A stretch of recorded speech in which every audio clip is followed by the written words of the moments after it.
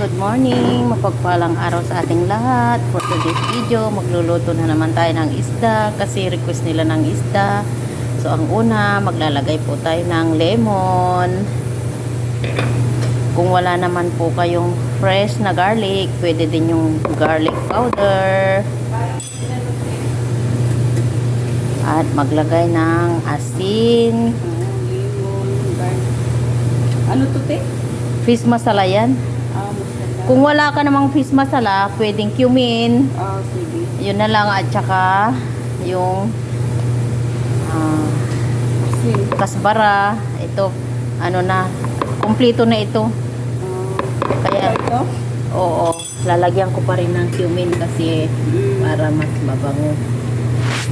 So, cumin. At, ano ba yun? Nilagyan mo ng paminta. Ano yan, te? Sweet paprika. Pero kumpleto na yan, oh. Kaya lang, mas gusto ko pang dagdagan kasi marami yung isda. At saka, Paminta. bell pepper powder. At saka, ajinomoto.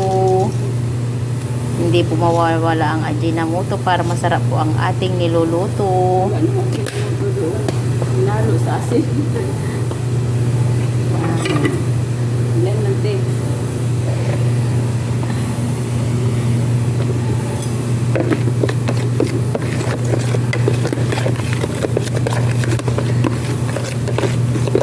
Ito na po yung ating seasoning sa isda.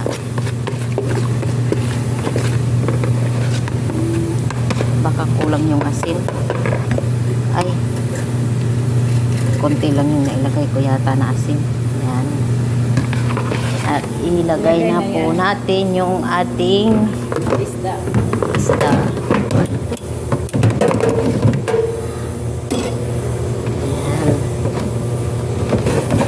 At ibabad muna natin, mamaya pa natin iluluto para nababad po yung isda. Masarap po hanggang ilalim po yung lasa. Lagyan natin hanggang sa loob ng isda. Ayan. Para mawala yung langsatin, no? Hindi, tsaka ano yan? Ano na Panlasa niya yan. Seasoning niya. Yan ang panlasa niya. Kasi may kalamansi yan. Hindi ko nabiyag yung isa.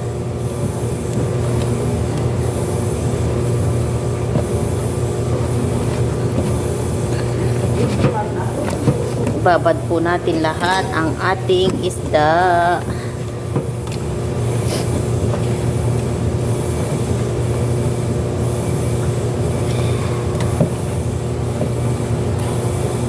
Mamaya na pa po natin ito iluto, mga alas 12 kasi madali lang namang magprito.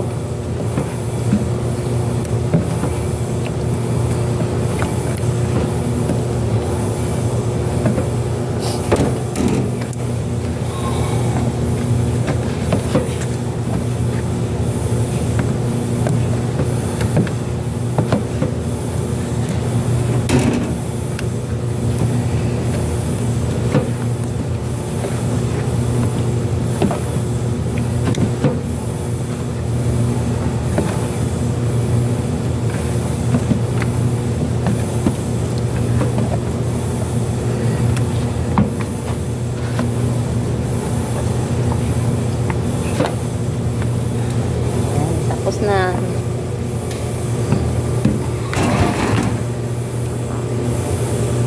Mag-iihaw tayo ng talong sa oven.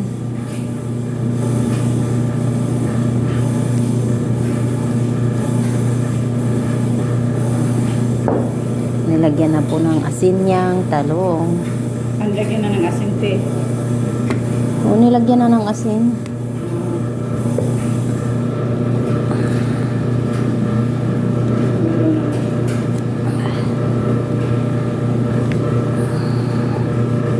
Tuloy ang pagkahiwa. Tama na yan. May isa pa din.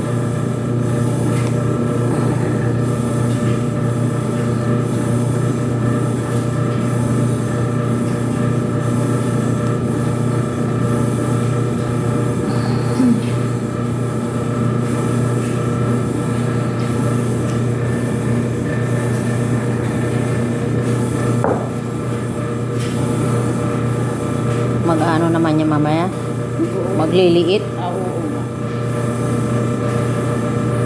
Olive oil lang at saka asin, te.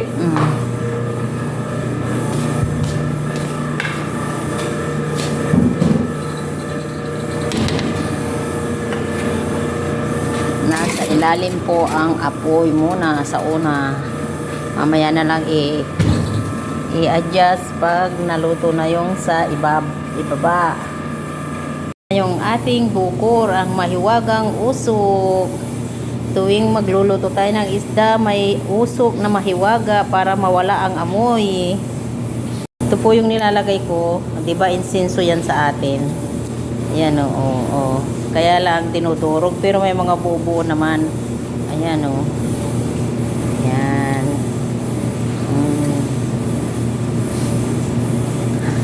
Magpiprito na tayo ng isda. Siguro mainit na yung mantika. Ayan, mainit na.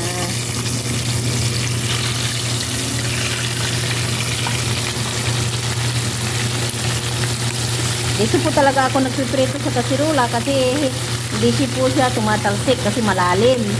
Pero pag sa kawali, talsik-talsik po siya.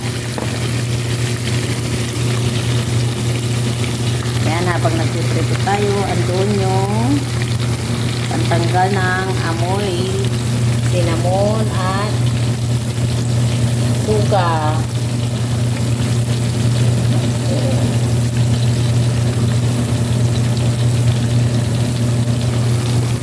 Yung ating isda, yung ating kanin nag-i-in na, kaya lagyan na po natin ng butter para mas lalong sumarap.